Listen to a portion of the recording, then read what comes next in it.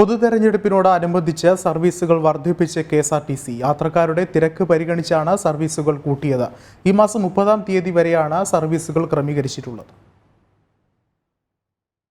പൊതുതെരഞ്ഞെടുപ്പ് അടുത്തതോടെ train ടിക്കറ്റുകൾ കിട്ടാനില്ല. തിരക്ക് വർദ്ധിച്ചു വരുന്ന സാഹചര്യത്തിൽ കൂടിയാണ് കെഎസ്ആർടിസി അധിക വരുമാനം കൂടി ലക്ഷ്യം വെച്ചുകൊണ്ട് സർവീസുകൾ കൂട്ടുന്നത്.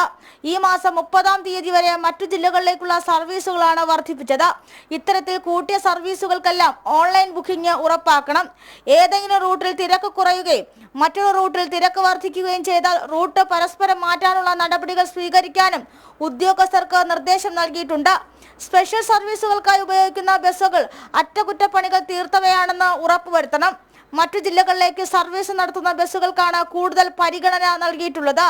കൂടാതെ അന്തർ സംസ്ഥാന സർവീസുകളും ഇതിനോടൊപ്പം തന്നെ പരിഗണനയിലാണ്. മറ്റു ജില്ലകളിലേക്ക് സർവീസ് നടത്തുന്ന ബസ്സുകളിലെ ജീവനക്കാർക്ക് അതത് ജില്ലകളിൽ മുൻകൂറായി വോട്ട് ചെയ്യാനുള്ള അനുമതി ജില്ലാ കളക്ടറോട് തേടണമെന്നും ഉത്തരവിൽ പറയുന്നു. ജനം, തിരുവനന്തപുരം.